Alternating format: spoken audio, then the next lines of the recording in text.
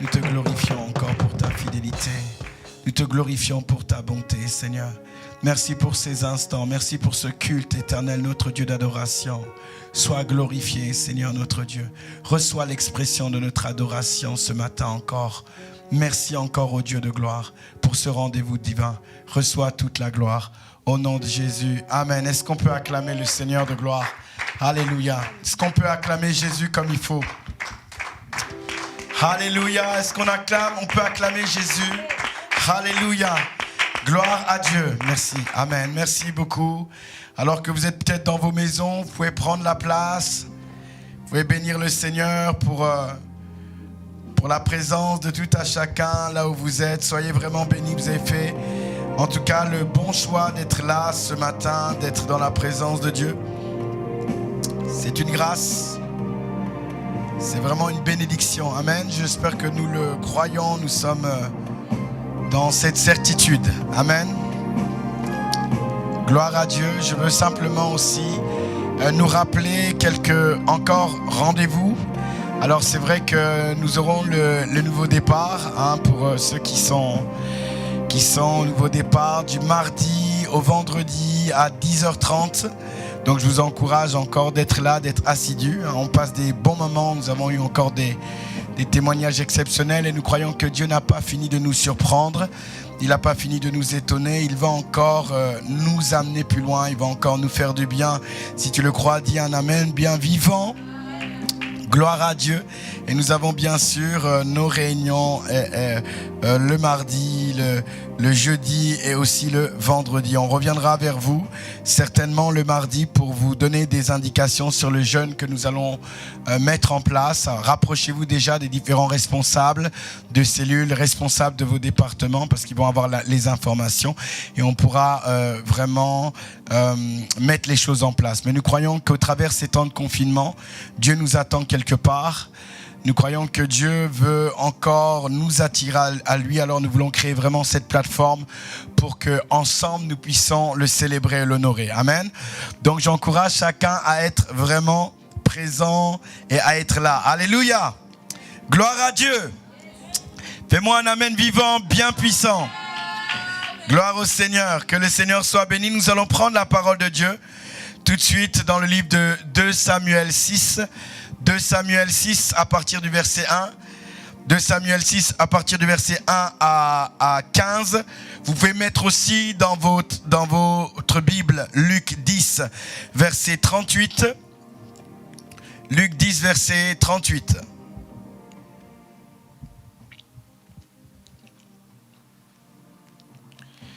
« 2 Samuel 6 à partir du verset 1.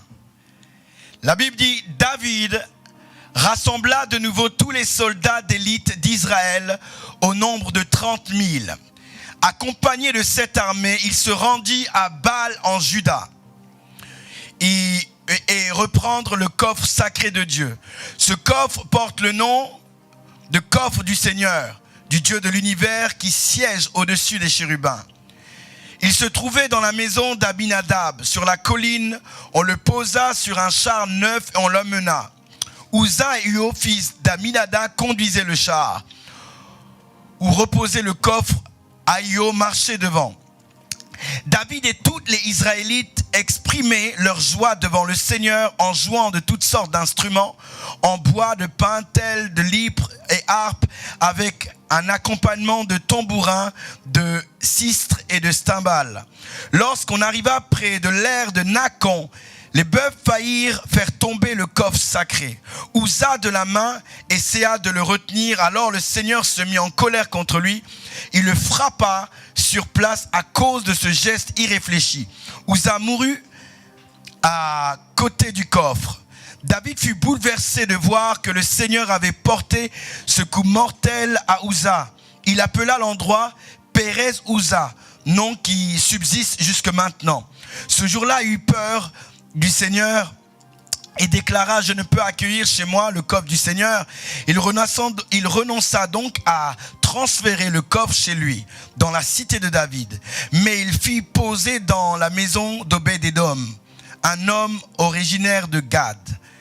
Le coffre y demeura 3 mois et le Seigneur bénit Obed-Édom et tous les siens. On informa le roi David que le Seigneur avait béni la famille d'Obed-Édom en faisant prospérer toutes ses affaires à cause du coffre sacré. Alors David se rendit chez Obed-Édom pour en faire amener le coffre à la cité dans un joyeux cortège. Lorsque les porteurs du coffre eurent avancé de 6 pas, David sacrifia un taureau et de veau gras. Puis il se mit à danser de toutes ses forces en l'honneur du Seigneur, vêtu seulement de pagne de lin de prêtre. Et David et les Israélites emmenèrent le coffre du Seigneur à Jérusalem au milieu des ovations et des sonneries de trompette. Nous allons lire aussi rapidement Luc 10 au verset 38. La Bible dit, comme Jésus était en chemin avec ses disciples, il entra dans un village et une femme nommée Marthe le reçut dans sa maison. Elle avait une sœur nommée Marie qui s'était assise au pied du Seigneur, écoutait sa parole. Marthe, occupée à des divers soins domestiques, survint et dit, Seigneur, cela ne te fait-il rien que ma sœur me laisse seule pour te servir? Dis-lui donc de m'aider. Et le Seigneur lui dit, Marthe, Marthe, tu t'inquiètes et tu t'agites pour beaucoup de choses. Une seule chose est nécessaire. Marie a choisi la bonne part qui ne lui sera point ôtée. Nous allons prier un moment. Alléluia. Seigneur, je te suis infiniment reconnaissant pour ces temps et je te demande encore de nous assister ce matin. Je te demande encore de diriger ces moments. Nous avons vraiment besoin de l'assistance de ton esprit. Que ton esprit, Seigneur, puisse se mouvoir d'une manière excellente. Que ta grâce augmente dans ces lieux dans le nom puissant de Jésus-Christ de Nazareth. Seigneur, laisse que nous puissions encore, Éternel, voir ta main puissante agir au travers de ces instants. Tu es un Dieu puissant, Seigneur. Tu dis là où 2 ou 3 s'assemblent en ton nom, tu es présent, Éternel.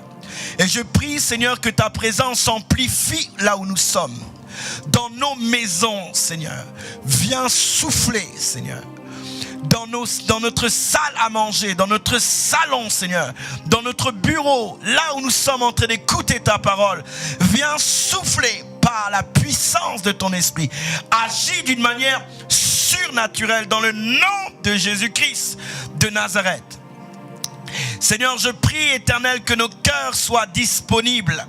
Je prie que ton serviteur puisse diminuer et que tu puisses croître et que Jésus-Christ soit glorifié encore au travers de ces instants.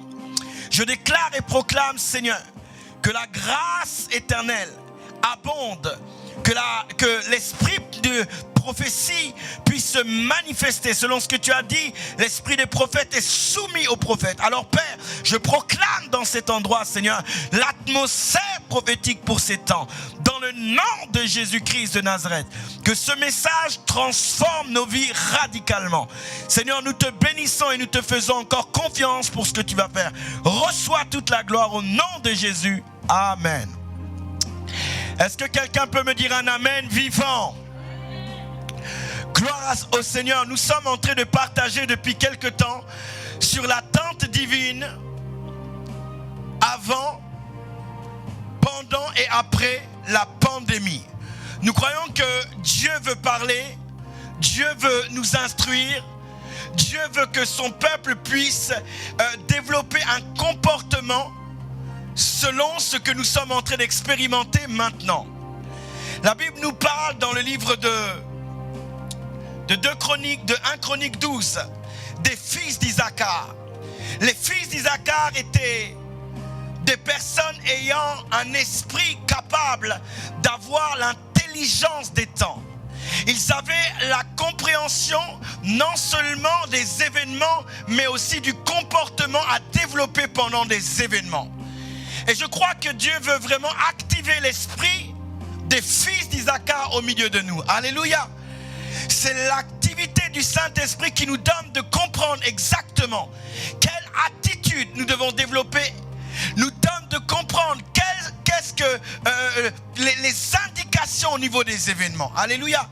Et nous avons dit dans le avant que Dieu voulait restaurer le ministère prophétique, et depuis quelques semaines, nous sommes en train de partager du pendant. Amen. Qu'est-ce que quelqu'un dise le pendant?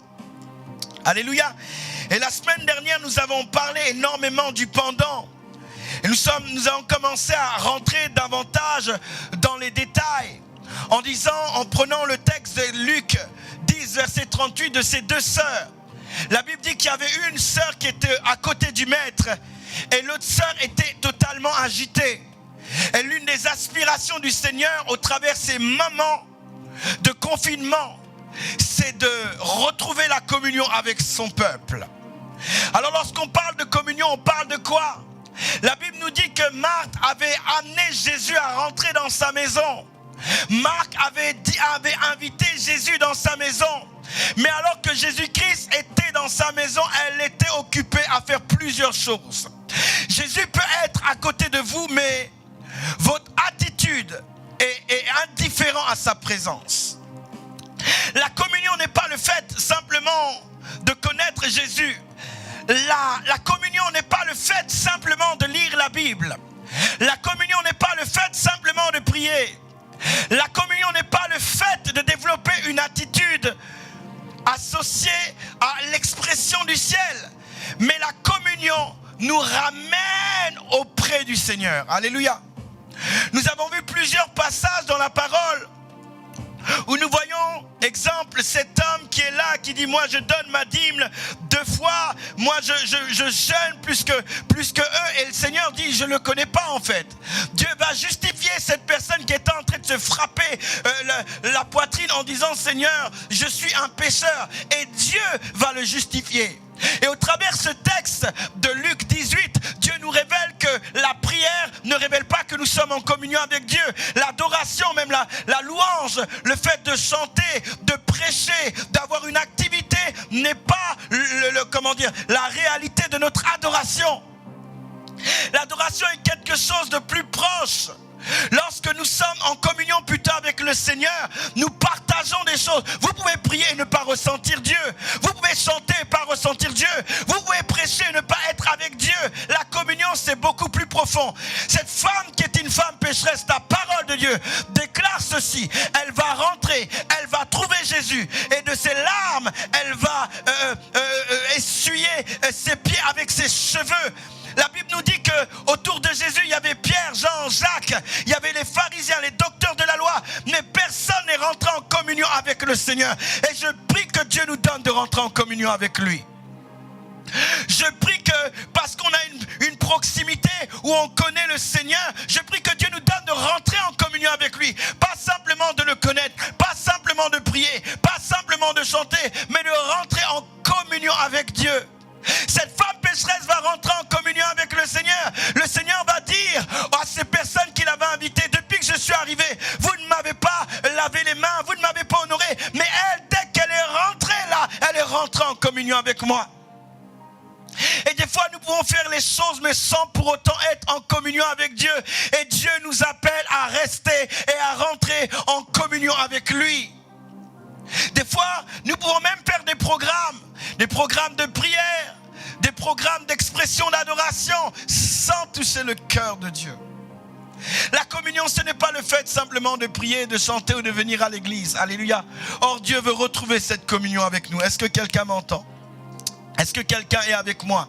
Et ça, c'est très important. Vous savez, derrière le terme communion, amen, c'est le grec koinonia, amen. C'est le grec koinonia. Et koinonia veut dire participation. Participation. Donc lorsqu'il y a participation, il y a comme un échange. Il y a comme un échange. Donc lorsqu'on parle de communion, lorsqu'on parle de koinonia, on parle de partage et d'échange avec Dieu. Si je prie, il n'y a pas d'échange, c'est que je ne suis pas en communion. Si je chante, il n'y a pas d'échange, c'est que je n'ai oublié la communion. Si je suis en train de lire la Bible, méditer, il n'y a pas d'échange, c'est qu'il n'y a pas de communion. Parce que derrière, en fait, ce terme, il y a simplement le mot, en fait, participation. Alléluia. Est-ce que quelqu'un m'entend?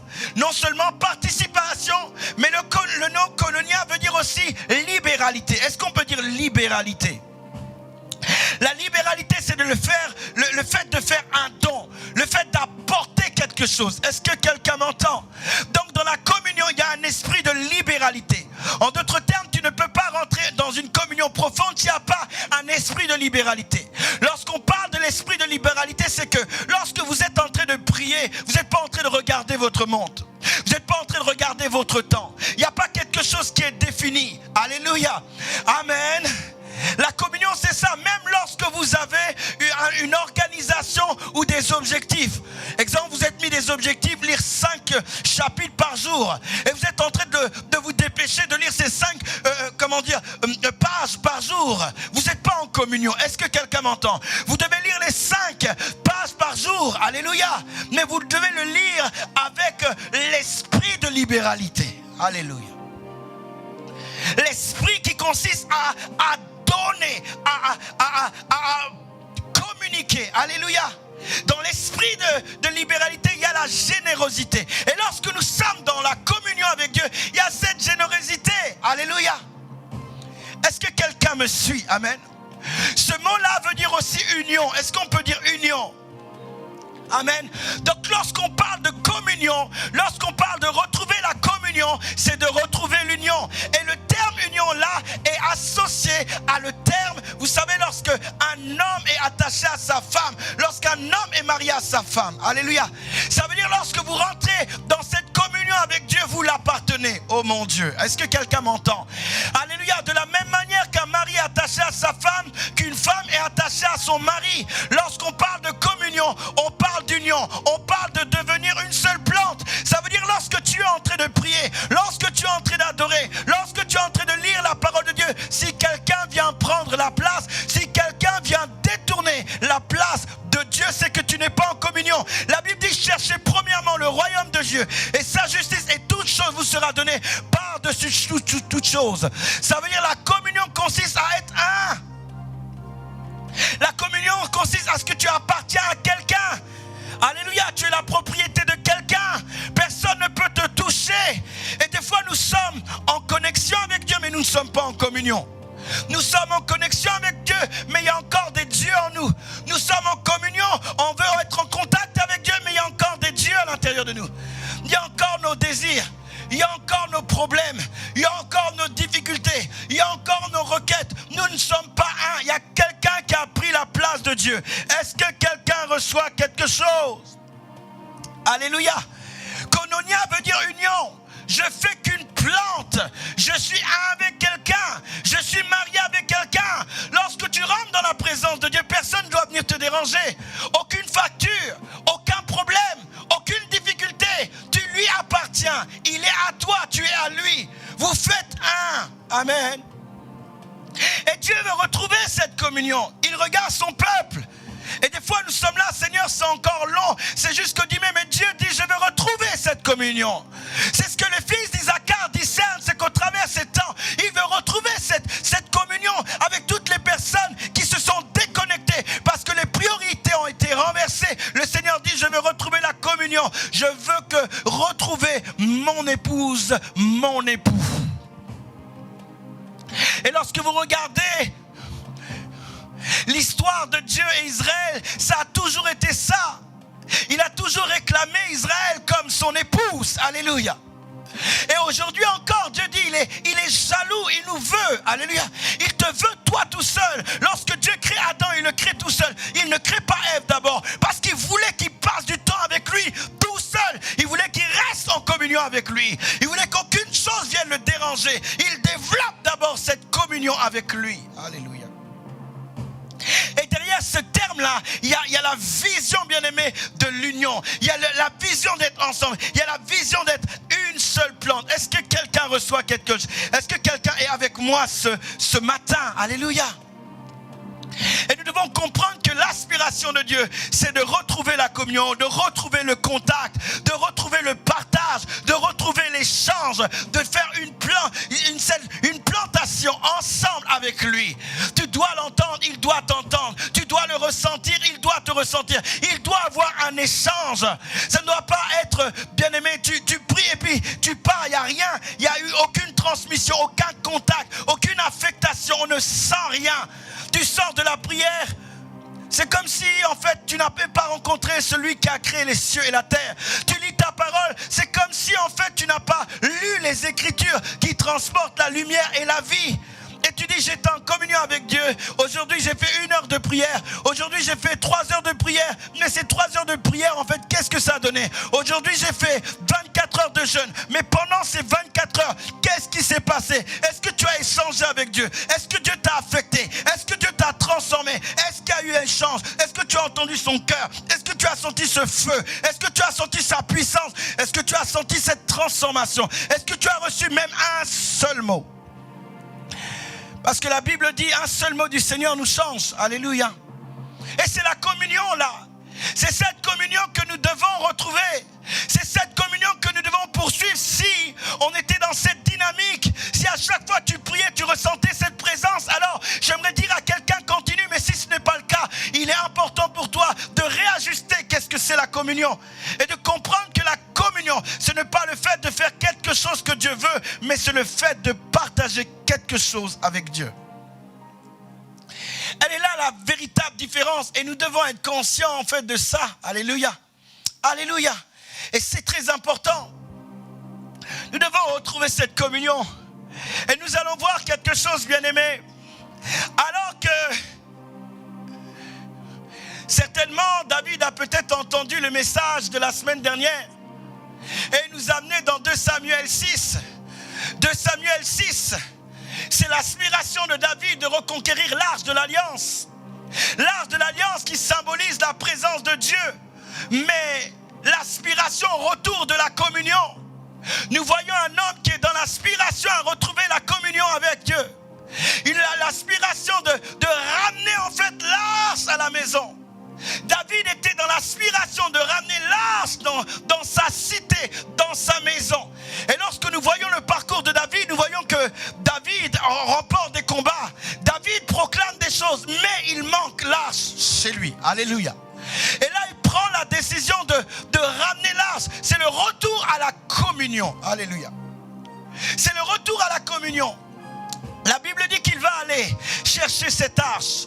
Et lorsqu'ils vont prendre l'arche, la Bible va nous dire qu'ils vont prendre l'arche de l'Alliance qui était un coffre, qui était le symbole en fait de la présence de Dieu. Ils vont prendre le coffre et ils vont le mettre non seulement dans un chariot conduit par les bœufs. Alléluia. C'est les chars qui vont conduire en fait l'arche. Et la Bible va nous dire, bien-aimés, que en réalité, la vision du char était simplement la vision d'un système en fait naturel et humain pour nous permettre d'être en communion avec Dieu. Alléluia. Vous allez comprendre ce que je suis en train de dire. Ils ont pris ils ont pris l'arche et ils ont mis l'arche en fait sur la charrue pour que les bœufs puissent diriger en fait l'arche. Mais Dieu leur avait jamais demandé en fait de prendre la charrue. La charrue ici est tout système que le monde peut mettre en place pour nous permettre de se connecter à Dieu. La Bible dit que c'était un char neuf, mais Dieu n'avait jamais demandé un char neuf. Le char, c'est tous les systèmes qui sont mis dans l'église qui, dans l'apparence, nous donnent de croire que nous sommes en contact avec Dieu, que Dieu agrée ça. Le char est tout ce qui a pour objectif impressionner Dieu. Ça peut être un verset biblique. Ça peut être une manière de faire qui a pour objectif nous donner de croire que Dieu est en accord avec ça. Ils ont pris simplement le char et ils ont mis l'arche dessus et ils pensaient que Dieu était en accord. Et l'arche était en train d'avancer. Et ils pensaient donc que Dieu était en communion avec eux. Or, Dieu n'était pas en communion avec Dieu. Parce que Dieu n'a jamais voulu que l'arche soit sur un char et conduit par un bétail. Alléluia. Est-ce que quelqu'un m'entend? Et ça, c'est les différents systèmes qu'on peut trouver à l'église pour trouver la communion. Maintenant, nous trouvons des églises discothèques. Alléluia. Où nous avons besoin que la salle soit tout noire. Nous avons besoin des spots à droite, à gauche pour croire que nous sommes dans la présence de Dieu. Est-ce que quelqu'un m'entend? Et même des fois dans les écrans, on doit nous amener en fait quelque part. On doit simplement, bien aimer, présenter ou créer une forme de sentiment pour faire croire aux gens qu'on est dans la présence de Dieu. Et le char, c'est ça, c'est un système humain. C'est un système du monde qui rentre dans l'église. C'est un système du monde qui veut amener le peuple à rester en communion avec Dieu. C'est un système en fait naturel et humain. Les bœufs qui avaient pour objectif diriger, c'est l'image de l'homme animal qui ne reçoit pas les choses de Dieu et qui essaie de diriger la présence de Dieu. Alléluia. Est-ce que quelqu'un me suit? Est-ce que quelqu'un est avec moi ce matin? Ce sont des systèmes qui sont là pour impressionner, des systèmes qui sont là pour nous faire croire que nous sommes en communion avec Dieu, nous sommes connectés à Dieu, Dieu est avec nous, or Dieu n'était pas avec eux. Alléluia. Est-ce que quelqu'un me suit? Alléluia. Parce que selon, bien-aimé, le nombre, il était, selon nombre 7. En fait, le sacré ne pouvait pas être, le sacré devait être porté par des personnes habilitées. Alléluia. Est-ce que quelqu'un m'entend? Nombre 7, verset 9.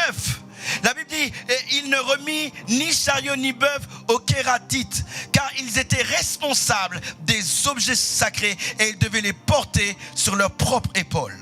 Ça veut dire que, en fait, transporter la présence de Dieu, rentrer dans la communion avec Dieu, ne pouvait pas se faire par des voies naturelles et humaines. Alléluia.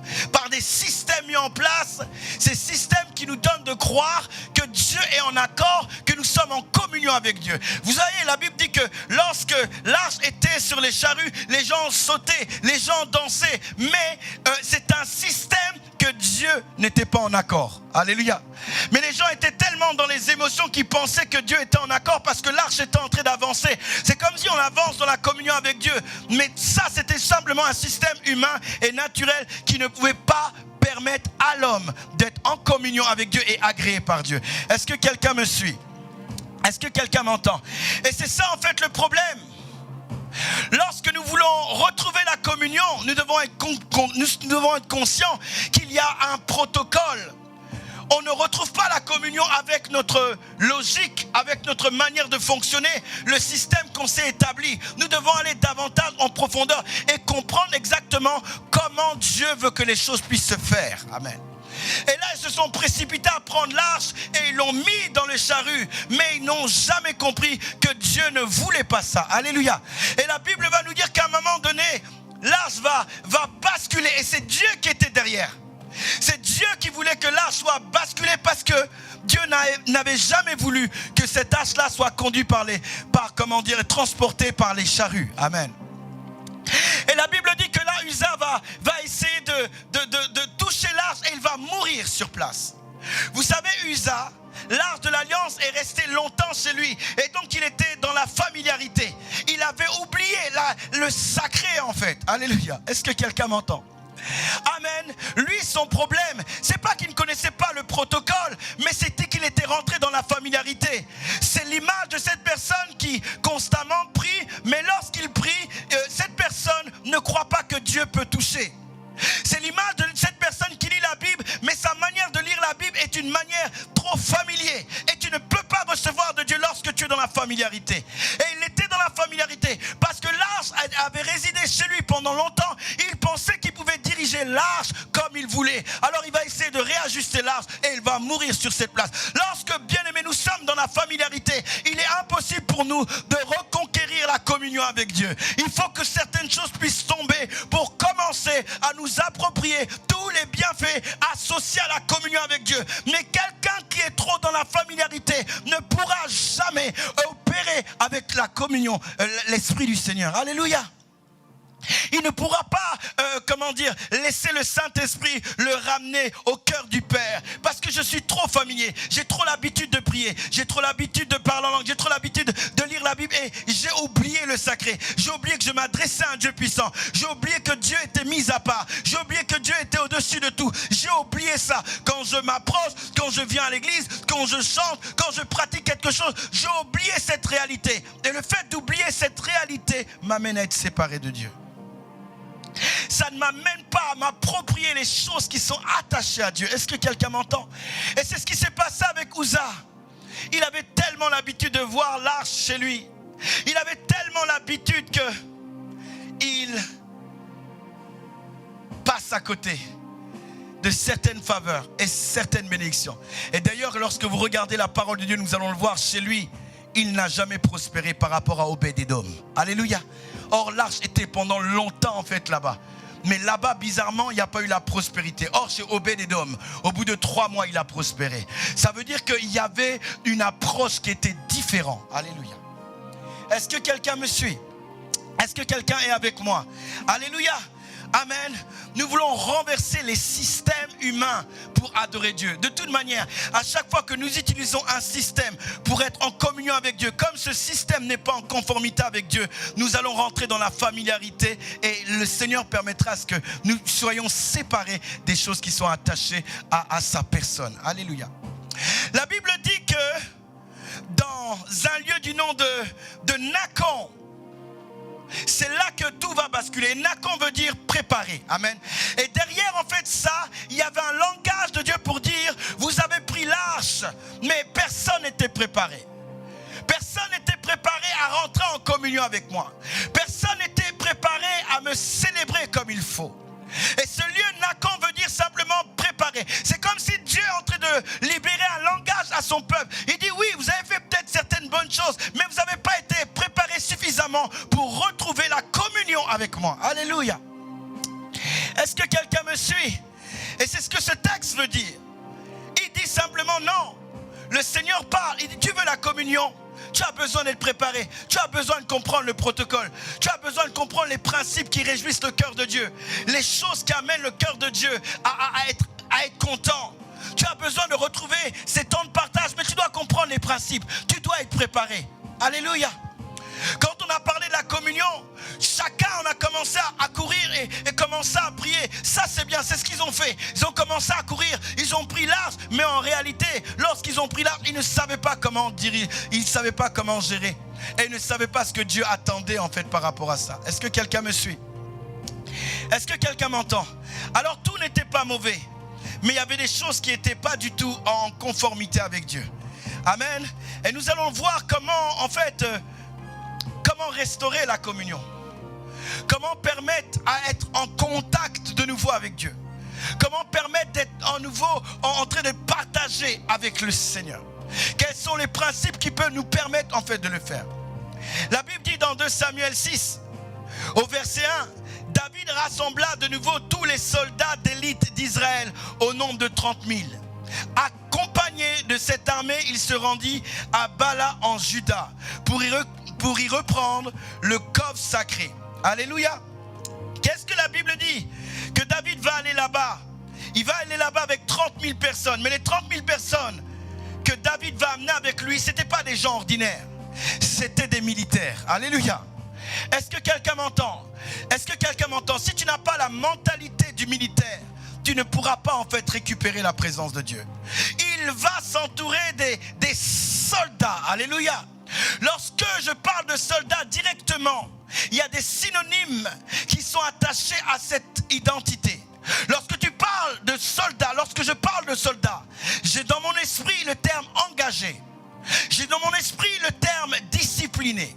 J'ai dans mon esprit le terme force et dévotion. Les soldats, ce sont des hommes et des femmes qui ne s'embarrassent pas des choses de la vie pour plaire à leur maître.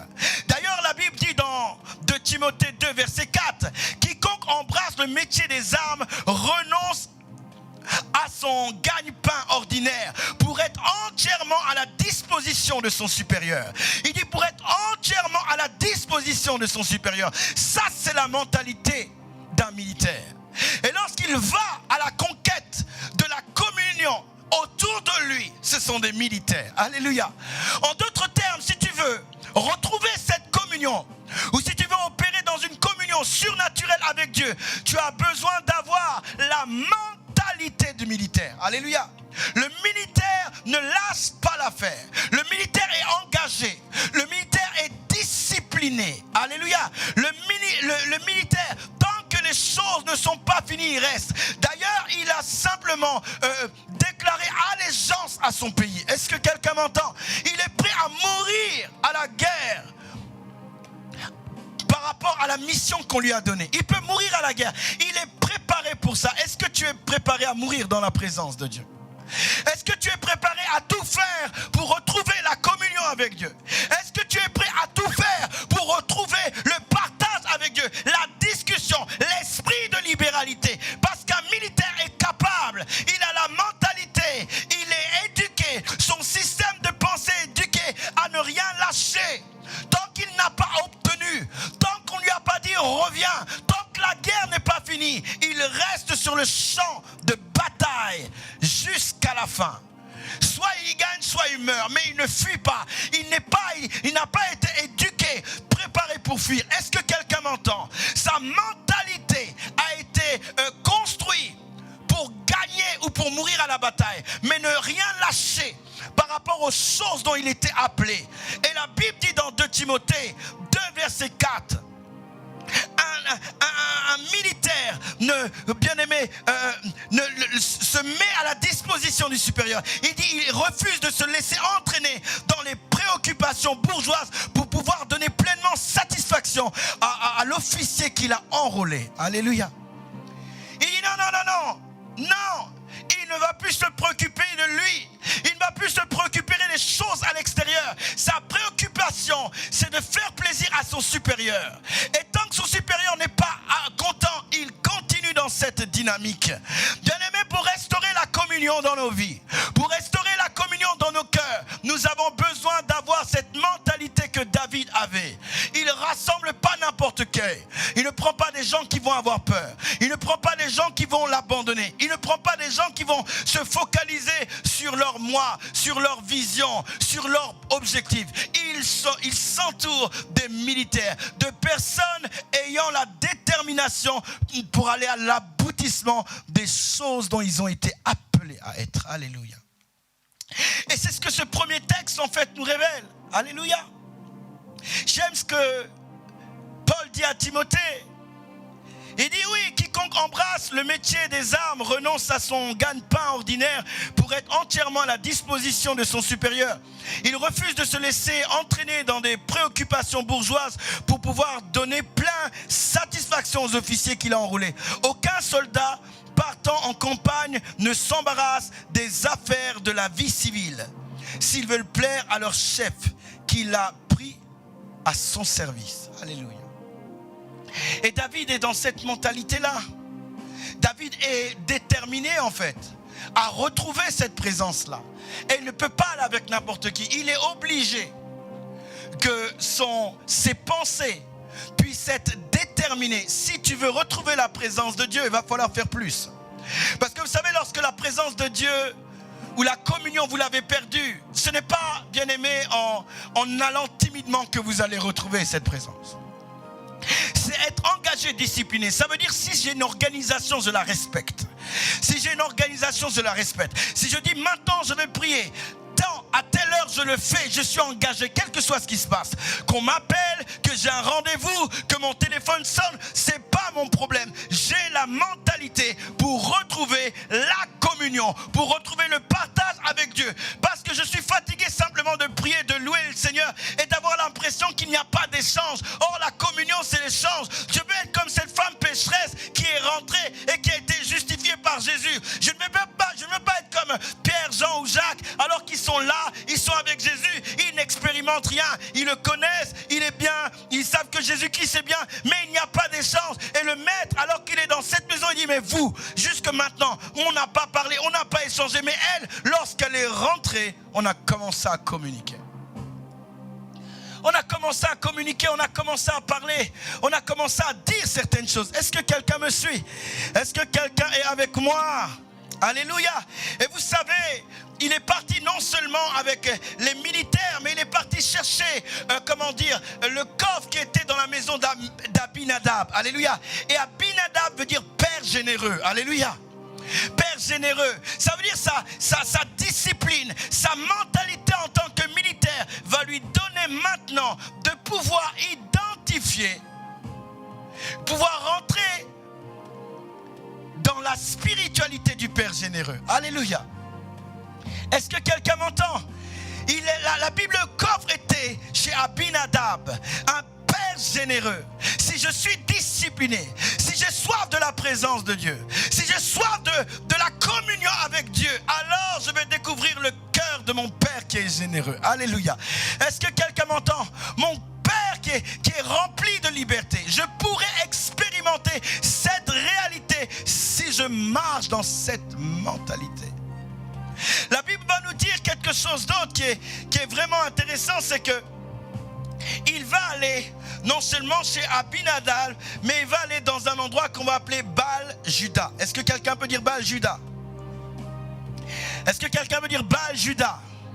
Il dira, la Bible dit dans 2 Samuel 2 Samuel peut-être 6, 2 Samuel 6 au verset 2, accompagné de cette armée, il se rendit à Baal en Juda. Alléluia.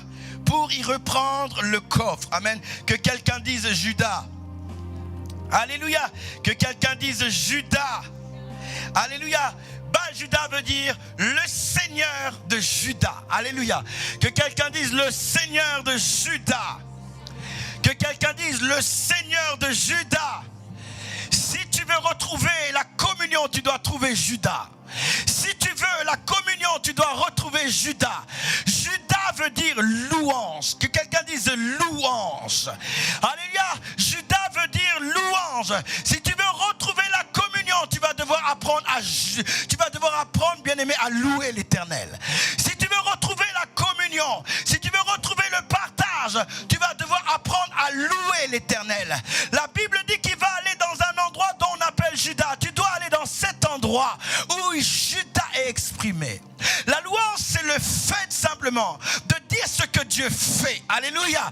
Est-ce que quelqu'un m'entend? C'est ça la louange. Lorsque tu dis ce que Dieu fait, lorsque tu dis ce que Dieu a fait, lorsque tu dis ce que Dieu fera. Alléluia. Là, tu es dans la louange. Et la louange va activer, bien mener la communion avec Dieu. Dieu aime la louange. Est-ce que quelqu'un me suit? Est-ce que quelqu'un est avec moi? Dieu aime la louange. Et nous allons voir, bien aimé, je vais voir avec vous 4 types de louanges. Alléluia. Alors qu'ils voulaient retrouver la présence de Dieu. Il est vrai qu'ils ont mis le char, comment dire, l'arche dans un char. Mais tout n'était pas mauvais. Le reste était bien. Le fait qu'ils soient partis avec des militaires, c'était bien. Le fait qu'il soit parti à Juda, c'était bien. Parce que Juda veut dire louange. Et nous allons voir qu'il y a plusieurs types de louanges. Et différents types de louanges vont activer plusieurs interactions avec Dieu. Est-ce que quelqu'un m'entend? Le premier type de louange, on va appeler ça la louange Zamar en hébreu. Que quelqu'un dise Zamar. Que quelqu'un dise Zamar. C'est ce que nous trouvons, bien aimé, dans Psaume 57. La Bible dit, mon cœur est affermi, ô Dieu, mon cœur est affermi, je te chanterai, je ferai retentir mes instruments. Amen. Et là, mes instruments, c'est le terme Zamar. Alléluia. La Bible dit, je te louerai parmi les peuples et je chanterai parmi les nations. Psaume 57, verset 9. Quand il dit, je chanterai parmi les nations, lorsqu'on traduit le mot chanter en hébreu, c'est le mot Zamar. Alléluia. Psaume 7, verset 17 nous dit aussi, je louerai l'Éternel à cause de sa justice. Je chanterai. Que quelqu'un dise, je chanterai. Je louerai. Je zamar. Alléluia. Et le terme zamar ici, c'est la capacité de louer, mais avec les sons de sa main. Alléluia. Lorsque vos doigts et vos membres deviennent une expression de Dieu. Je dis lorsque vos doigts, lorsque vos mains deviennent une expression de Dieu. C'est une louange qui est acclamée avec une expression corporelle. Alléluia. Est-ce que quelqu'un reçoit quelque chose ce matin? Le mot d'origine, dans l'idée, c'est l'idée de frapper des doigts. Alléluia. Donc c'est une louange qui s'exprime avec les doigts. Alléluia. Makalabasa. Et lorsque la louange s'exprime avec les doigts, la manière dont vos doigts libèrent des sons, ces sons montent vers le ciel. Alléluia. Ces sons deviennent une prière. Alléluia. Lorsque vos doigts sont en train simplement d'acclamer, de faire du bruit, le Seigneur entend ce que tu es en train de déclarer. Est-ce que quelqu'un m'entend? Que quelqu'un dise Zamar. J'ai besoin de louer le Seigneur, mais avec les sons de mes mains. J'ai besoin de louer le Seigneur avec l'expression de mon corps. J'ai besoin de louer le Seigneur. J'ai besoin de faire des sons qui révèlent ce qu'il a fait, ce qu'il fait et ce qu'il fera. Alléluia. Je veux rétablir la communion. Comment rétablir la communion? Est-ce que quelqu'un m'entend? Zama me permet de nouveau rétablir la communion. Lorsque vous ne sentez même plus de vos lèvres, mais c'est maintenant vos membres qui commencent à faire du bruit. Et chaque bruit est l'expression d'une louange que Dieu entend. Alléluia. Est-ce que quelqu'un m'entend? Certains disent, je ne peux pas louer, je ne sais pas parler, je ne sais pas louer, je ne sais pas dire les bienfaits de Dieu, je ne sais pas louer, je ne sais pas ce que nous commence à acclamer. Qu'il y ait des bruits au niveau de tes mains qui montent vers le ciel. Parce que ces sons-là, Dieu les connaît. Est-ce que quelqu'un m'entend? Ne dis pas que tu ne peux pas louer. Ne dis pas que tu ne sais pas louer. Ne dis pas que tu ne sais pas même t'exprimer. Ne dis pas que tu ne peux pas déclarer à Dieu ses bienfaits. Alléluia. Ce qu'il fait et ce qu'il fera et ce qu'il a fait. Ne le dis pas. À un moment donné, tu acclames. Et ton acclamation est en train de simplement rappeler au Seigneur ce qu'il a fait. Et ton acclamation est simplement en train de dire, oh Dieu, je te bénis de ce que tu m'as aimé. Je te bénis pour ce que tu fais, pour ce que tu as fait dans ma vie. Tu m'as sorti de la fosse au lion. Tu m'as sorti de l'angoisse. Tu m'as sorti de la tristesse. Tu m'as sorti des angoisses. Tu m'as sorti de la vie de médiocrité que j'avais. Tu l'as fait et tu feras. Zama, louange qui exprime simplement au travers un son des doigts au Seigneur. Ils sont partis là-bas parce qu'ils voulaient retrouver le coffre. Ils sont partis là-bas parce qu'ils voulaient ramener la présence de Dieu. Ils sont partis là-bas parce qu'ils voulaient restaurer la communion. Toi, tu ne veux pas acclamer. Et tu ne sais pas que derrière l'acclamation, il y a une louange qui monte à Dieu. Est-ce que quelqu'un m'entend? Est-ce que quelqu'un est avec moi ce matin? Oh, dis à ton voisin, tu vas louer ce matin dans ta maison. Tu vas louer ce matin dans ta maison. Tu vas louer dans ta voiture. Tu vas louer dans là où tu es au salon. Tu vas louer dans ta salle à manger. Tu vas louer parce que tu as des raisons de louer le Seigneur. Même si ta communion a été brisée, tu as des raisons de louer le Seigneur. Tu as des raisons de l'acclamer. Tu as la raison de lui dire merci. Merci pour ce qu'il t'a fait. Merci parce que ce matin, tu es devant cet écran. Et rien que pour ça, tu peux le louer. Tu peux le louer. Tu peux le célébrer. Tu peux l'honorer. Tu peux lui dire merci pour ta présence ce matin. La Bible va nous dire ceci dans 2 Chroniques 5 verset 13. Lorsque ceux qui sonnaient de la trompette et ceux qui chantaient s'unissant d'une même accord pour louer et célébrer l'Éternel firent retentir les trompettes, les cymbales et les autres instruments et louèrent l'Éternel par ses paroles, car il est bon, car sa miséricorde durera toujours. Quelqu'un dit que sa miséricorde durera toujours. Que quelqu'un dise car il est bon, car sa miséricorde durera toujours. Car il est bon, car sa miséricorde durera toujours. La Bible dit qu'ils vont louer l'Éternel. Ils vont louer l'Éternel. La Bible nous dit, bien aimé, dans Genèse 29 aussi, verset 35. Genèse 29, verset 35, la Bible dit, elle devint enceinte, elle enfanta et elle dit, cette fois-ci, je louerai l'Éternel. Cette fois-ci, je louerai l'Éternel. Cette fois-ci, je vais le louer. Cette fois-ci, je ne vais pas regarder à ma condition. Cette fois-ci, je ne vais pas regarder à ce que mon mari ne me calcule pas. C'est ce que Léa a dit. Cette fois-ci, je ne vais pas regarder aux choses que je n'ai pas encore reçues. Cette fois-ci, je ne vais pas regarder aux défis que j'ai. Cette fois-ci, je louerai l'Éternel. Que quelqu'un dise, cette fois-ci, je louerai l'Éternel. Que quelqu'un dise, cette fois-ci, je louerai l'Éternel. C'est l'histoire d'une femme qui est délaissée. C'est l'histoire d'une femme que le mari n'aime pas. Mais elle prend la décision de louer l'Éternel. Elle dit, je louerai l'Éternel. L'Éternel est mon Dieu. L'Éternel m'a fait grâce. Cette fois-ci, je louerai l'Éternel pour ses bienfaits. Sa miséricorde durera toujours. Elle va lui donner le nom de Judas. Est-ce que quelqu'un m'entend? Est-ce que quelqu'un m'entend? Judas veut dire louange. Mais Judas veut dire aussi Yada. Que quelqu'un dise Yada. Que quelqu'un dise Yada. Que quelqu'un dise Yada. Il dira, cette fois-ci je louerai l'Éternel. Cette fois-ci je vais Yada l'Éternel. Je ne regarderai pas ma condition. Je ne regarderai pas les situations compliquées. Je vais louer l'Éternel. Je veux Yada. Yada est une autre expression d'adoration, une autre expression de louange. Yada veut dire les mains ouvertes. Alléluia. Que quelqu'un dise les mains ouvertes. Alléluia. Yad veut dire les mains ouvertes. Alléluia. Non seulement les mains ouvertes, mais révérence à Dieu. Alléluia. Les mains ouvertes, mes révérences à Dieu. Les mains ouvertes, mes révérences à Dieu. En réalité, Yada est l'image d'une personne dont peut-être une autre personne vient menacer avec un stylo, avec un pistolet. Est-ce que quelqu'un m'entend? Tu dis Yada, tu lèves la main, tu lèves les mains. Est-ce que quelqu'un me suit? Que quelqu'un dit Yada devant Dieu. Que quelqu'un dit Yada devant Dieu. Ça veut dire en fait là, je n'ai plus de force. Tu es le maître, tu es le Seigneur, tu règnes. C'est un symbole de soumission. C'est Yada, alléluia. Ça veut dire en réalité, je ne peux plus lutter. Alléluia. Je reconnais que tu es roi. Je reconnais que tu es Dieu. Je reconnais que je suis soumis. Est-ce que quelqu'un m'entend? Yada, c'est renoncement. Yada, c'est abandon. Alléluia. C'est au moment où nous sommes en train de louer, tu décides de t'abandonner. Alléluia. Ce n'est plus toi qui loues. Ce n'est plus tes problèmes. Ce n'est plus ta situation. Mais tu renonces. Tu abandonnes. Alléluia. C'est Yada. Que quelqu'un dit Yada dans sa maison.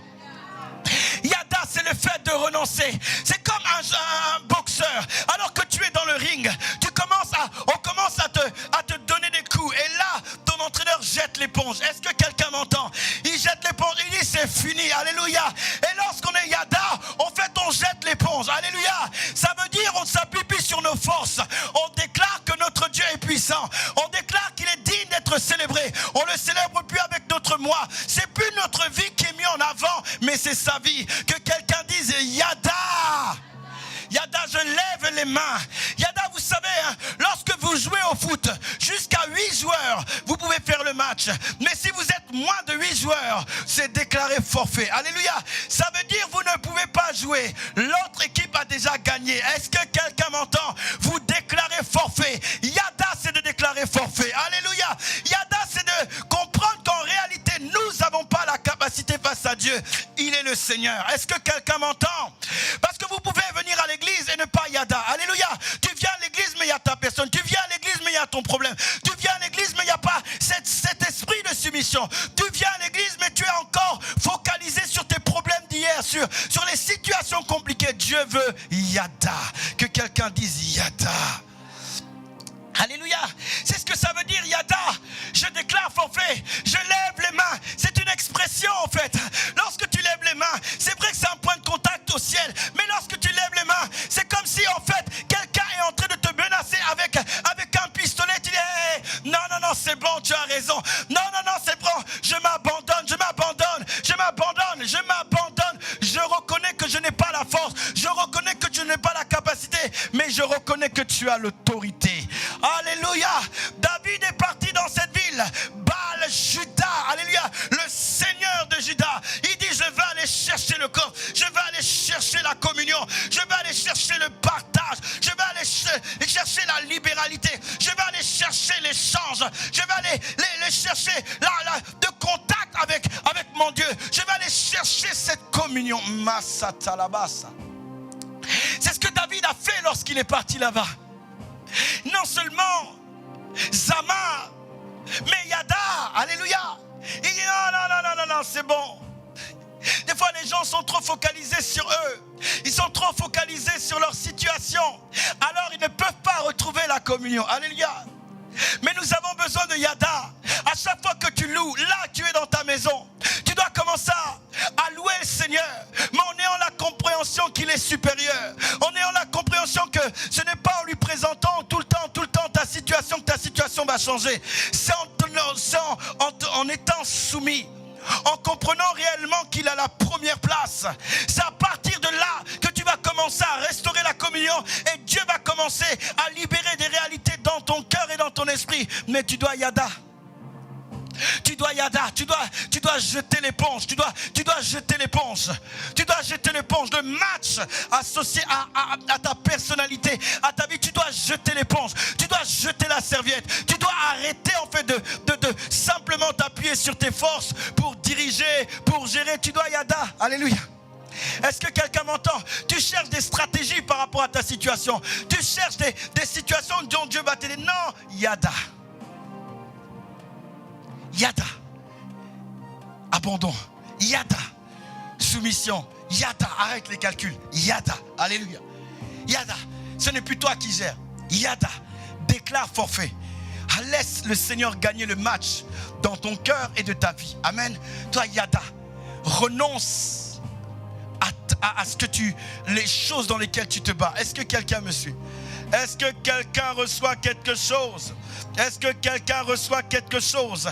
Yada, c'est les mains ouvertes, les mains levées. Alléluia. En signe de joie, en signe de respect. Amen. Et vous voyez dans le texte de 2 Chroniques 5, verset 17, il est dit, lorsqu'il eut sonné de la trompette, ceux qui chantaient s'unissent d'une même accord pour louer. Alléluia. Et ici le mot louer, c'est le mot Yada. Alléluia. C'est le mot Yada.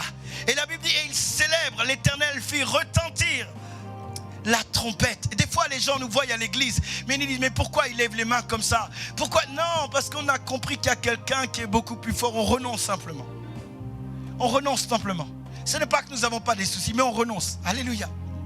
Et là il dit ceci, l'Éternel fit retentir les trompettes, les cymbales et les autres instruments et louèrent l'Éternel par ses paroles. Est-ce que quelqu'un me dit, et louèrent l'Éternel par ses paroles? Alléluia.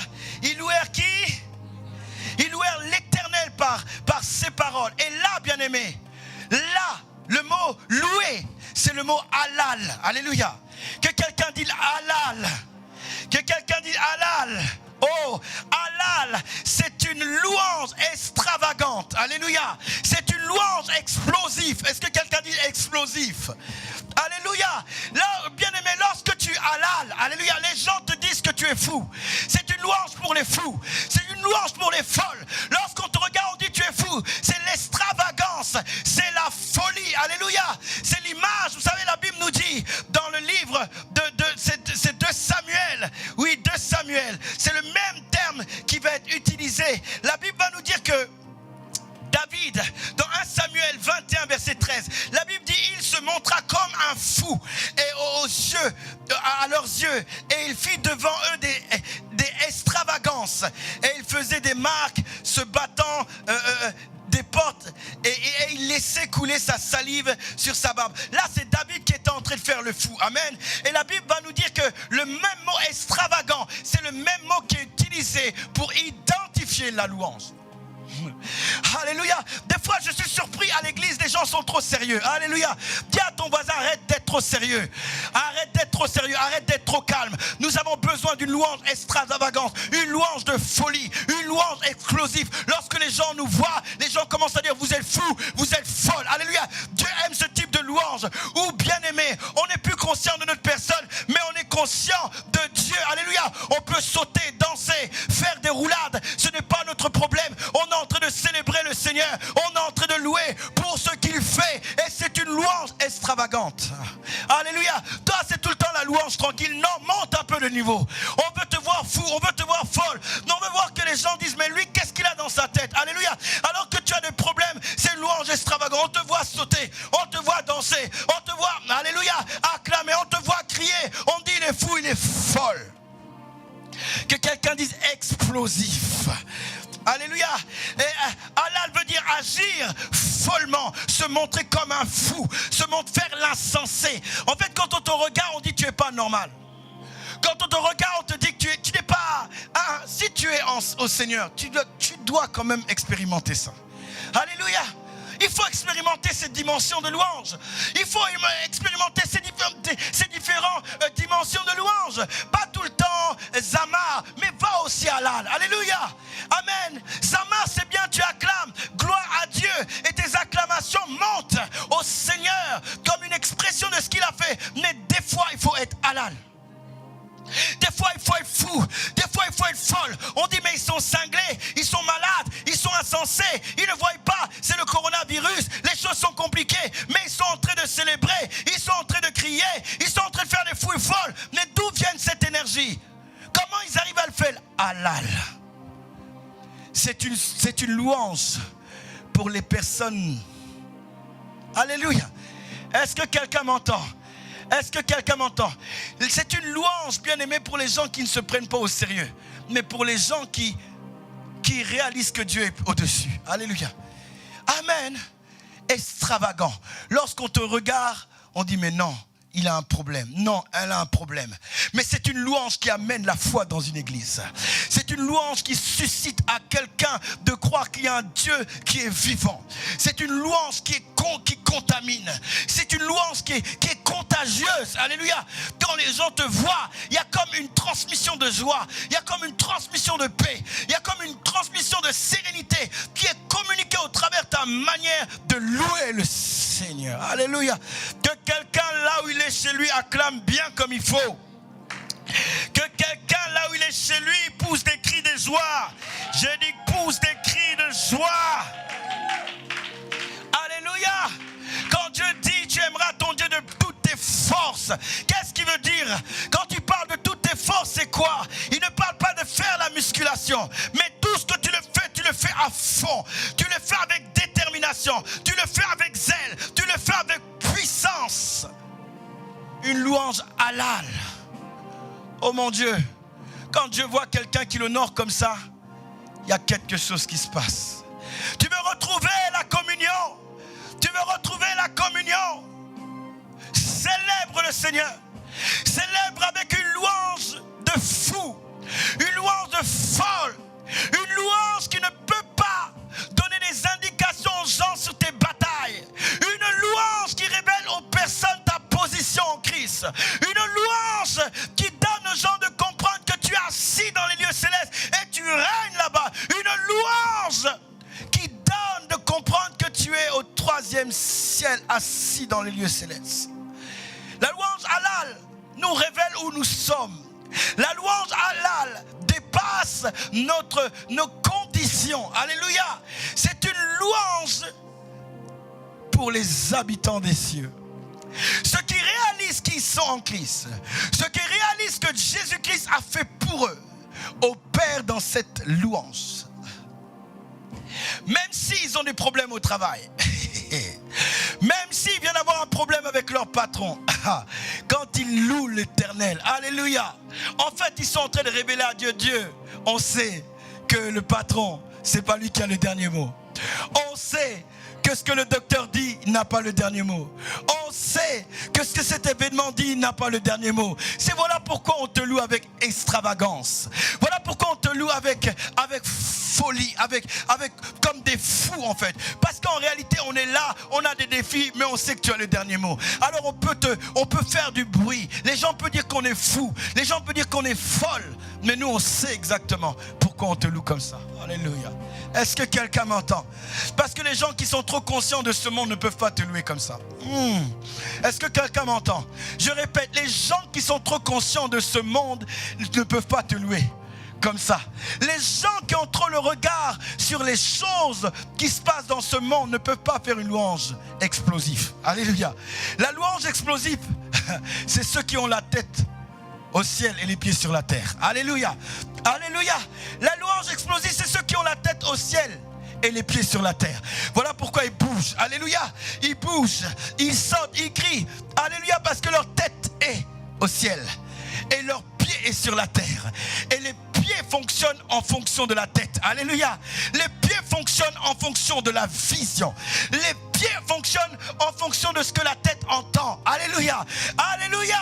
Et lorsque vous avez la tête au ciel, vous entendez les informations du ciel. Lorsque vous avez la tête au ciel, vous avez la vision du ciel. Lorsque vous avez la tête au ciel, vous parlez selon les réalités du ciel et le corps obéit. Alléluia. Est-ce que quelqu'un m'entend? C'est une louange pour ceux qui ont la tête au ciel, ils ont les pieds sur la terre. Est-ce que quelqu'un m'entend? Ceux qui n'ont pas la tête au ciel ne peuvent pas comprendre pourquoi il y a autant de mouvement. Alléluia. Parce que sont là, c'est compliqué, difficile. Comment on va faire? Comment on va s'en sortir? On ne peut pas adorer. Leur âme est prisonnier. Leur personnalité est prisonnier. Prisonnier de l'angoisse. Prisonnier de la peur. Prisonnier des doutes. Ils sont en prison parce que leur tête est sur la terre. Mais ceux qui ont la tête au ciel, ils sont libérés de cette prison. Alléluia. Est-ce que quelqu'un m'entend? Et lorsque tu commences à louer, c'est vrai, il est possible d'être d'abord prisonnier, mais à force de louer, à force de le célébrer, à force de le célébrer, à force de le louer, à force, la prison est brisée. J'ai dit à quelqu'un, la prison est brisée. La prison est brisée. Tu commences à faire une louange halal. louange de folie. Même ton corps est obligé d'obéir. Ton âme est obligée d'obéir. Tes sentiments sont obligés d'obéir. Alléluia. Ce que tu ressens, ton ressenti est obligé d'obéir. Amen. Une louange. Ils sont partis chercher le coffre. Que quelqu'un dise, ils sont partis chercher le coffre. Ils ne sont pas partis chercher n'importe où. Ils sont partis le chercher chez Judas. Alléluia. Si tu veux ramener le coffre, si tu veux ramener le coffre, l'arche de l'alliance, qui est le symbole de l'esprit, qui est le symbole de ce qui va te permettre d'être en communion, tu dois apprendre à louer. Tu dois apprendre à louer. Tu dois apprendre à louer. Si Dieu ne fait rien maintenant, loue-le pour ce qu'il a fait. Alléluia. Si tu ne vois rien maintenant, loue-le pour ce qu'il a fait. Il a déjà fait, non? Alléluia. Est-ce que quelqu'un m'entend? Qui dit, Seigneur, c'est vrai, là je ne vois rien, mais je te loue pour ce que tu avais fait là, il y a 2 ans, il y a 3 ans. Seigneur, je ne vois pas grand chose, mais je te loue déjà pour ce que tu vas faire plus tard. Parce que tu as des projets de paix et de bonheur pour moi. Donc si je ne vois rien maintenant, je te remercierai pour tes bienfaits du passé. Je te remercierai pour ce qui va arriver. Parce que certainement, quelque chose va arriver. Je ne te louerai pas pour ce qui se passe maintenant, forcément, mais j'aurai la force de te louer pour ce que tu as fait. Et j'aurai la force de te louer pour ce que tu vas faire. Alléluia. Est-ce que quelqu'un m'entend? Est-ce que quelqu'un reçoit quelque chose? Est-ce que quelqu'un reçoit quelque chose? Que quelqu'un dise folie. Que quelqu'un dise folie. Alléluia. Une louange où on dit, mais qu'est-ce qu'ils ont dans la tête? Ils ont un problème. C'est pas qu'on a un problème. On a un Dieu qui est puissant. On a un Dieu qui fait des grandes choses. On a un Dieu qui fait des grandes choses. Et parce qu'il fait des grandes choses, nous avons la capacité de pouvoir le louer. Halal, alléluia. Ils louèrent l'Éternel comme des insensés, comme des personnes ayant un problème dans la tête. Est-ce que quelqu'un me suit? Et David va louer. La Bible dit qu'il y a un autre type de louange. En réalité, il y en a 7 ou 8, mais j'en parlerai que de 4 aujourd'hui. Psaume 22 au verset 3. Pour certains, au verset 4 dit, pourtant tu es saint et tu sièges au milieu de la louange. Est-ce qu'on peut dire Dieu siège au milieu de la louange? Que quelqu'un dise, il siège. Alléluia, il est au milieu.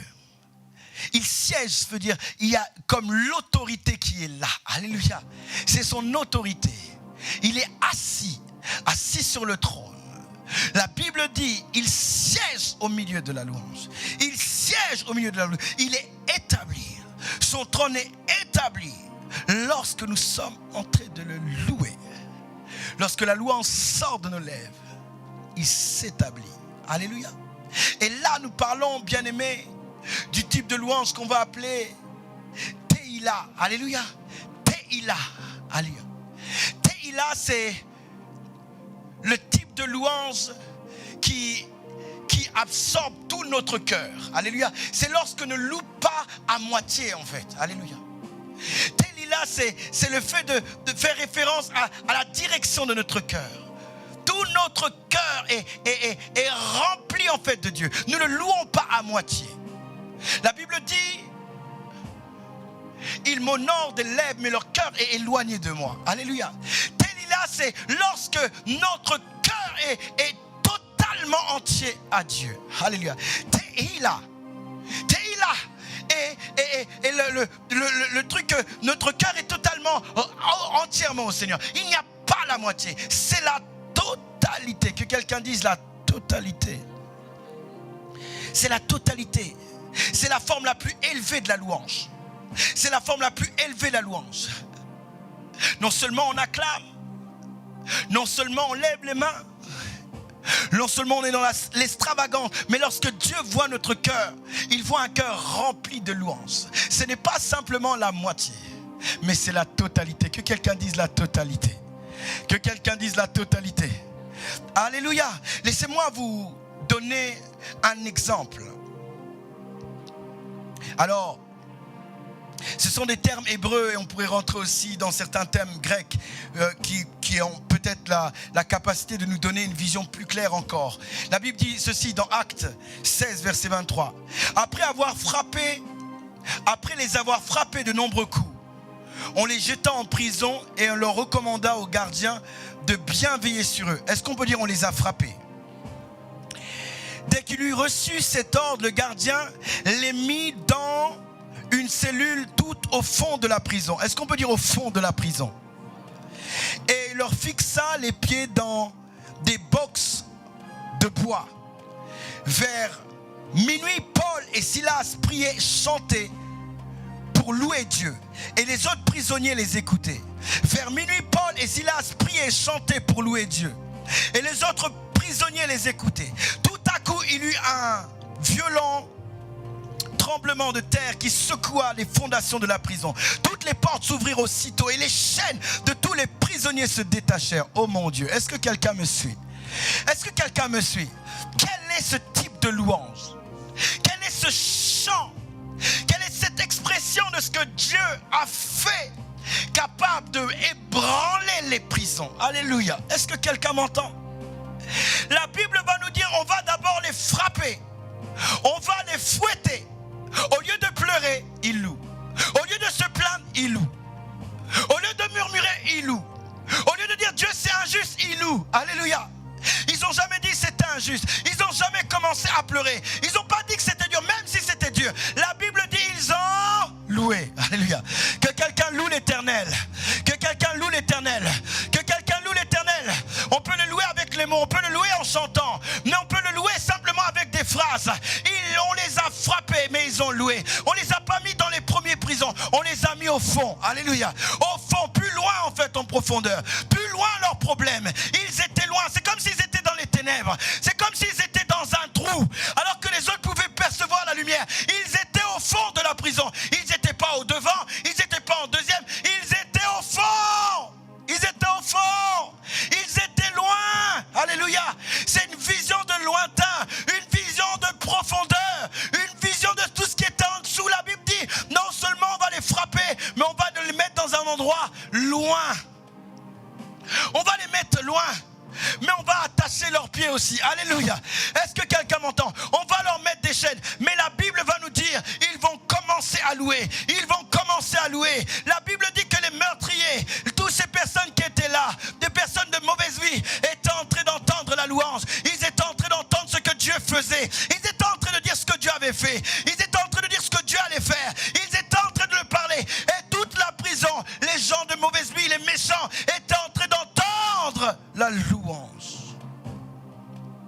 Ils étaient en train d'entendre la louange. Ils entendaient la louange. Ils entendaient la louange. Et vous savez, on a dit quoi? Lorsque vous louez, Dieu descend. Lorsque vous louez, Dieu commence à descendre. Il commence à siéger. La communion commence nous commençons à retrouver ce temps de partage. Nous commençons à avoir un échange avec Dieu. Et Dieu va commencer à échanger avec eux. Il va échanger avec eux. Les chaînes vont être brisées. Alléluia. Dieu a parlé. Dis à quelqu'un, Dieu a parlé.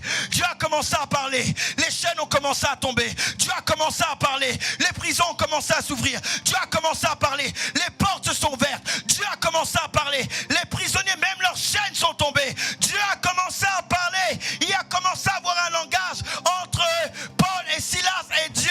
Alors qu'ils étaient en train de louer, la situation était compliquée. La situation était difficile. Mais lorsque vous louez, il y a un échange.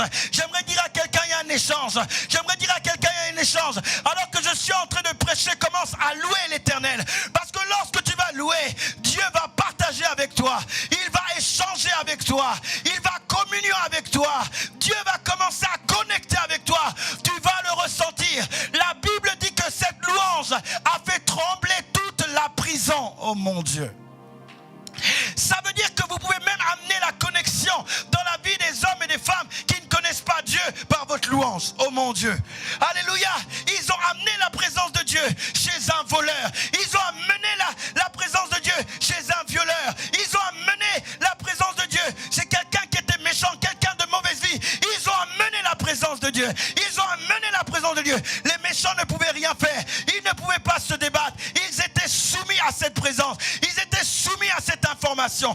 Est-ce que quelqu'un m'entend? Leurs portes se sont ouvertes. Oh mon Dieu.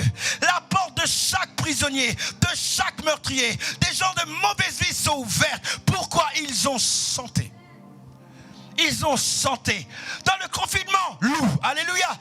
Ils ont chanté, ils ont loué. Pendant que tu es confiné, loue. Sois en communion, La présence de Dieu va descendre. Elle va descendre chez toi. Elle va descendre dans ton foyer. Elle va descendre dans ta famille. Elle va descendre dans ton église. Elle va descendre dans ton environnement. Même les gens que tu ne connais pas. Si tu loues l'Éternel, la présence de Dieu va les toucher. La présence de Dieu a touché les prisonniers. Je peux entendre certains prisonniers pleurer dans leur prison. Est-ce que quelqu'un m'entend? Je peux entendre les prisonniers être convaincus de péché à cause de la louange. Oh mon Dieu. Est-ce que quelqu'un me suit? Vous savez, dernièrement, je suis en contact avec un pasteur qui opère vraiment dans le surnaturel, incroyable. Il a plus de 700 églises et puis on était en train d'échanger. On échange et tout, il parle avec moi. Je dis, mais comment ça se fait que... Qu'est-ce qui fait que tu as fait autant d'églises comme ça? Il commence à me parler. Il est vraiment dans le surnaturel. Quand on dit le surnaturel, c'est le surnaturel. C'est le haut niveau. Haut niveau. Et je parle avec lui, il me dit, écoute, la manière dont Dieu travaille avec moi est vraiment surnaturelle. Et il m'a donné quelques clés. Alléluia. Et il me dit, voilà, j'ai 12 églises au Brésil. Il me dit, l'une des églises que j'ai fait au Brésil, voilà comment ça s'est passé. Il dit, j'étais là en train de me couper les cheveux et tout, et je voulais me couper les cheveux. Et puis à un moment, je suis sorti dans la rue. Et pendant que je sors dans la rue, je vois des personnes qui sont en train de se battre. Ils se battent, il y a un grand de gang qui est en train de se battre et tout. Et moi, je voulais pas trop rentrer dedans. Et je reste là et je commence simplement à louer le Seigneur. Il dit, pendant que j'étais en train de louer, à un moment donné, Dieu m'a rempli en fait d'une compassion extrême. Et je suis en train de louer, je ferme mes yeux, je loue. Et à un moment, j'ouvre mes yeux et je commence à voir 2 personnes juste à côté de moi, à genoux, en train de pleurer. J'étais surpris, je ne les avais pas vus en fait.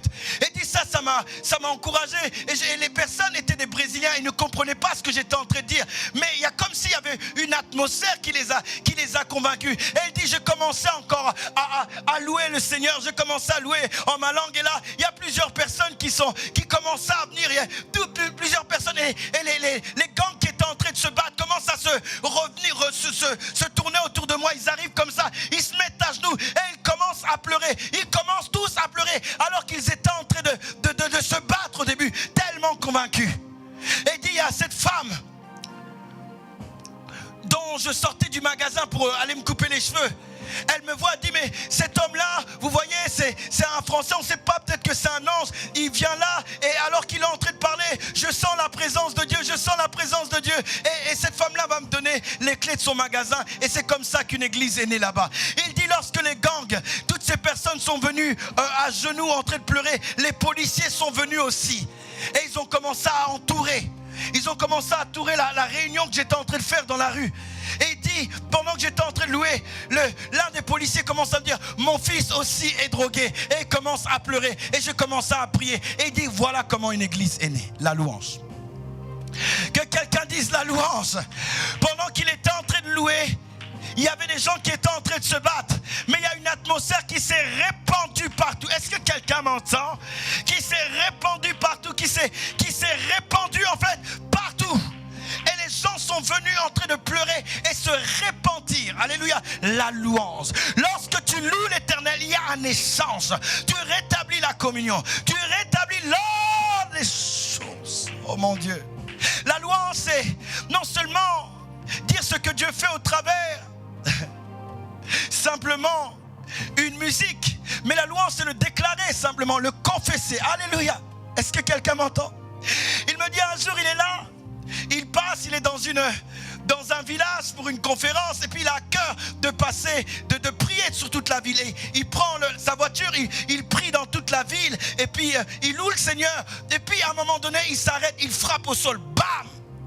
Et pendant qu'il frappe au sol, les gens dans leur maison, leur chambre, leur maison commencent à s'ébranler, à bouger. Ils commencent à sortir du village, convaincus de péché. Ils se donnent au Seigneur. Que quelqu'un dise la louange. Que quelqu'un dise la louange. Je veux rétablir la communion.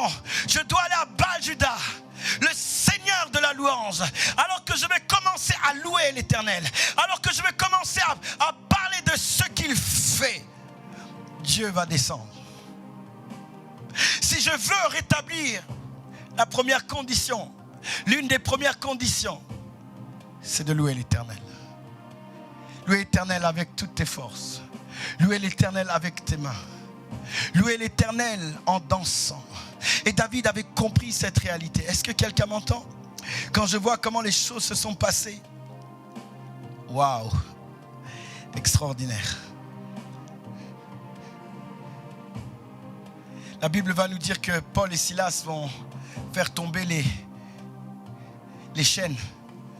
Et le gardien qui était là, qui voulait tuer sa vie, qui voulait mourir, Paul dit non, non, non, non, ne fais rien.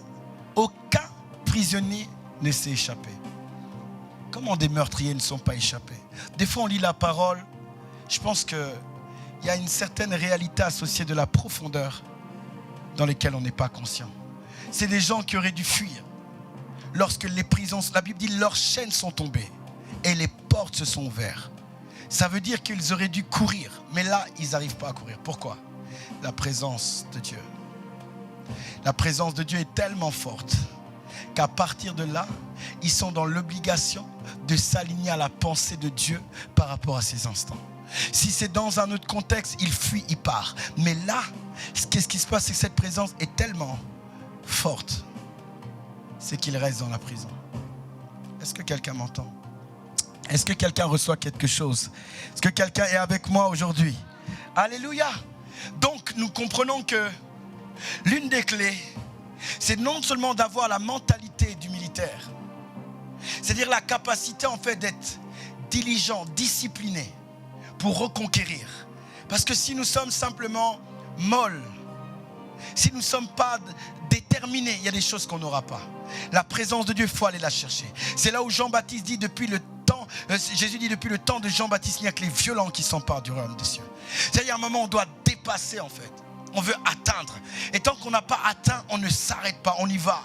Tant que je n'ai pas entendu Dieu, tant que les chaînes ne sont pas tombées, tant que Dieu ne m'a pas parlé, je reste. Et je libère. La Bible dit qu'il va chanter, il va chanter, il va chanter, il va chanter, il va chanter, il va chanter. Alléluia. Vous savez ce qui est très intéressant? Et je finirai par ça.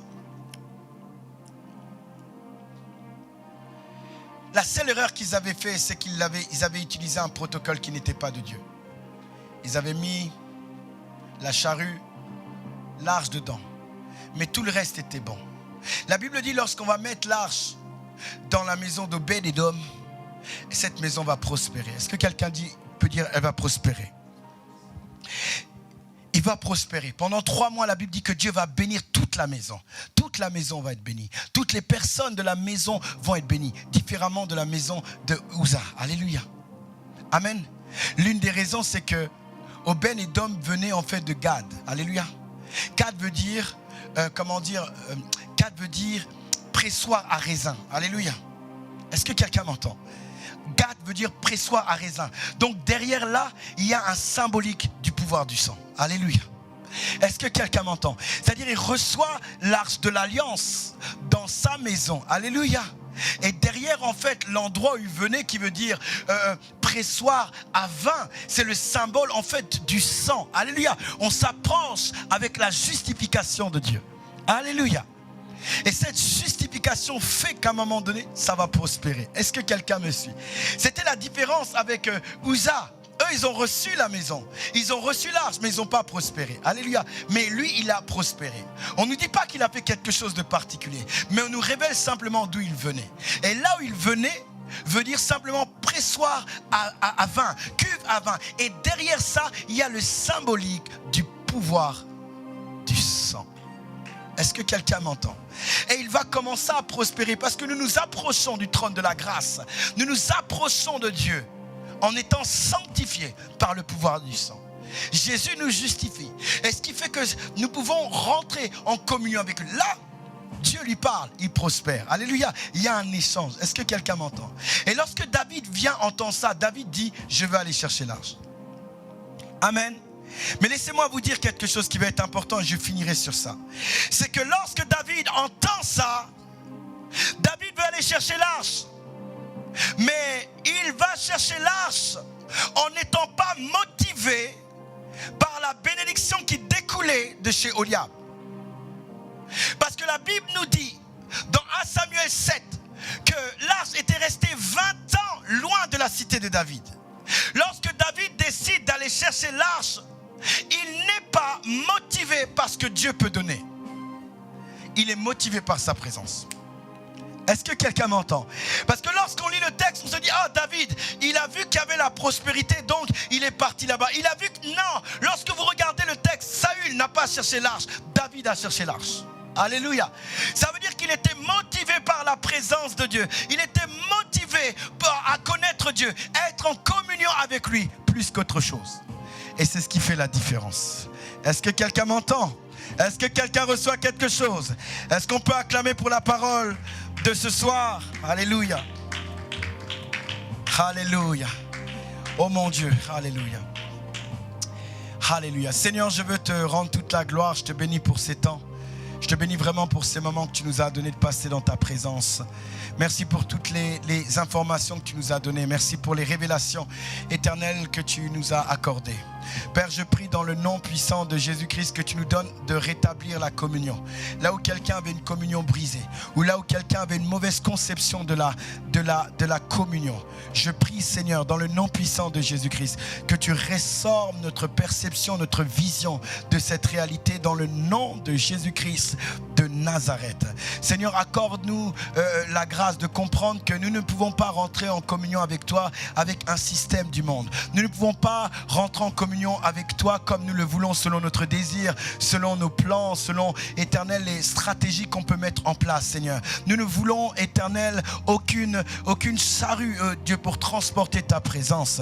Mais nous voulons, Seigneur, le faire selon le mode établi par le ciel, par toi. Père, je prie ce soir, ce matin, dans le nom puissant de Jésus-Christ. Je prie, éternel, notre Dieu, que tu nous donnes de changer notre manière de louer. Je te demande, éternel, notre Dieu, de nous permettre d'opérer dans les 4 dimensions de louange dont nous avons pu apporter. Une louange éternelle qui découle du sang, Seigneur, de nos mains. Une louange éternelle qui découle, Seigneur, de notre renoncement à nous-mêmes, l'abandon total et la compréhension que tu es au-dessus de tout. Une louange extravagante, une louange de folie, une louange de fou, une louange qui révèle que notre tête est dans le ciel et notre pied est sur la terre. Une louange qui révèle notre position en toi. Une louange qui révèle ta grandeur. Une louange qui révèle que tu es un Dieu puissant, un Dieu glorieux, éternel, notre Dieu. Donne-nous, Seigneur, de t'apporter une louange qui prend la place de notre cœur. Une louange éternelle qui prend l'entière totalité, Seigneur, de notre cœur. Tel est le cri de nos cœurs. Seigneur, c'est le cri de notre cœur. Alors que nous sommes dans ces moments, tu nous rappelles, éternel. Tu nous rappelles pour revenir à ces choses, éternel, notre Dieu. Seigneur, je prie que notre motivation soit constamment, éternel, notre Dieu, liée à l'essentiel, te connaître, toi, être avec toi et te glorifier, toi seul. Je te loue, Seigneur. Merci pour la révélation de l'esprit des fils d'Isaacar. Merci, Seigneur, notre Dieu, de nous communiquer qu'en ce temps, tu désires une chose. Être en communion avec toi, partager, échanger, Seigneur, avec toi.